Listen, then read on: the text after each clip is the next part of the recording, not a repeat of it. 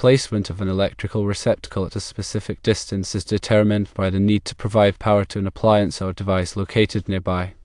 The specific electrical loads anticipated for the receptacle depend entirely on the intended use of the space it serves. To illustrate, consider a receptacle installed in a kitchen environment.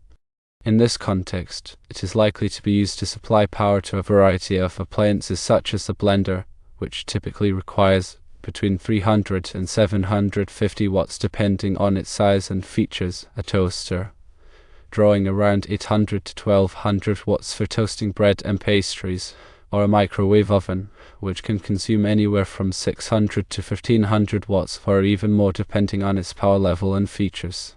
Conversely, if the receptacle is situated in a living room setting, the expected electrical loads would differ. It might be used to power a television, with power consumption ranging from 50 to 200 watts for standard LED models and significantly more for larger or OLED screens, a stereo system which could draw between 50 and 500 watts depending on its complexity and the volume levels used, or a lamp, which typically uses 40 to 100 watts for incandescent bulbs or significantly less, perhaps 5 to 15 watts, for LED alternatives. Several factors dictate the appropriate placement and load capacity of a receptacle. Firstly, built-in codes and electrical standards such as the National Electrical Code, or NEC, in the United States, specify minimum requirements for receptacle spacing in different areas of a building. These codes aim to ensure that users do not need to rely on extension cords, which can be a safety hazard. Secondly, the anticipated use of the space is crucial. A workshop, for instance, would require receptacles capable of handling heavier loads than a bedroom due to the use of power tools. Thirdly, circuit capacity plays a significant role. Receptacles are typically connected to a 15 amp or 20 amp circuit. A 15 amp circuit at 120 volts can supply a maximum of 1800 watts, while a 20 amp circuit at 120 volts can supply 2400 watts. It is essential not to exceed these limits to prevent overloading the circuit, which could lead to trip breakers or, in more severe cases, electrical fires. When determining the appropriate receptacle placement, consider the following points. 1. Identify potential appliance locations. Consider where appliances or devices are likely to be placed in the room. 2. Assess power requirements. Determine the wattage requirements of the appliances or devices that will be plugged into the receptacle. 3. Adhere to code requirements. Ensure that the receptacle placement complies with local building codes and the NEC. 4. Plan for future needs. Consider potential future uses of the space and install additional receptacles if necessary. 5. Avoid overloading circuits. Distribute the electrical load across multiple circuits to prevent overloading. 6. Use appropriate receptacle types. Select receptacles that are suitable for the intended use, such as ground fault circuit interrupter, or GFCI, receptacles in wet locations like bathrooms and kitchens. 7. Consider accessibility. Ensure that the receptacle is easily accessible and not obstructed by furniture or other objects. 8. Label circuits clearly. Clearly label the circuit breaker panel to indicate which receptacles are connected to each circuit. 9. Use surge protection. Consider using surge protectors to protect sensitive electronic equipment from power surges. And 10. Inspect regularly. Regularly inspect receptacles and wiring for signs of damage or wear. To delve deeper into the technical considerations, let's examine the National Electrical Code, or NEC, which provides comprehensive guidelines for electrical installations.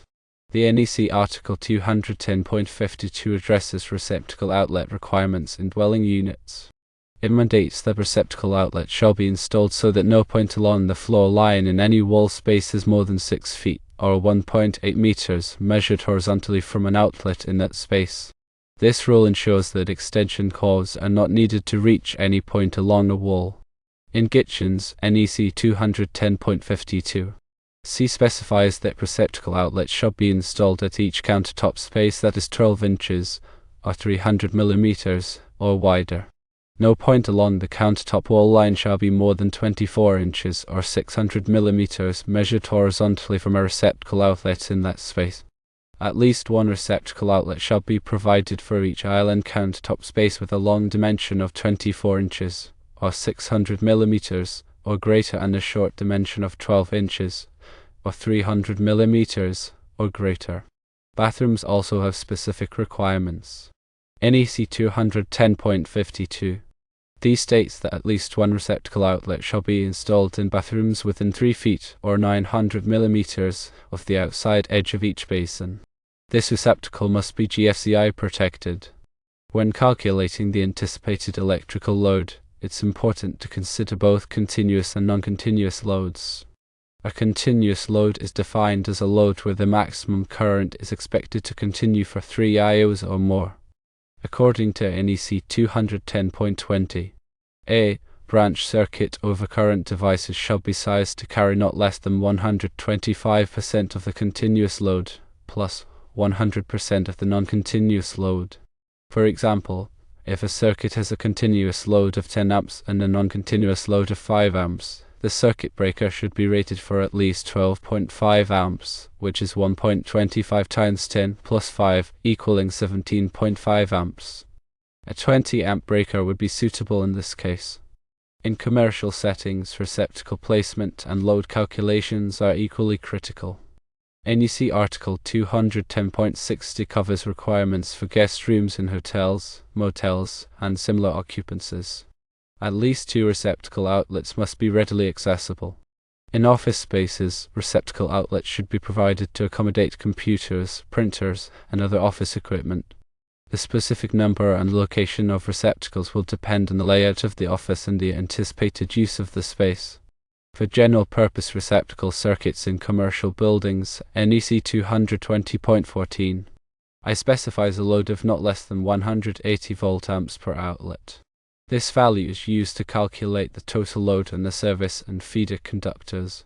For example, consider a small office space with 10 general-purpose receptacles on a single 20 amp 120 volt circuit. The total volt amp load would be 10 receptacles times 180 volt amps per receptacle, which equals 1800 volt amps. This is within the capacity of the 20 amp circuit, which can handle 2400 volt amps. However, if the office were to add more equipment, it might be necessary to install additional circuits to avoid overloading the existing one. When selecting the appropriate type of receptacle, several factors should be considered. Standard 15 amp and 20 amp receptacles are suitable for most general-purpose applications. However, in wet locations such as bathrooms, kitchens, and outdoor areas, GFCI receptacles are required to protect against electric shock. GFCI receptacles detect ground faults and quickly disconnect power to the circuit, preventing potentially fatal injuries. Arc fault circuit interrupter, or SI, receptacles are designed to protect against fires caused by arcing faults in electrical wiring. SIs detect abnormal electrical arcs and quickly disconnect power to the circuit. They are typically required in bedrooms and other areas where fire hazards are higher. In industrial settings, heavy-duty receptacles may be required to handle larger loads and more demanding conditions.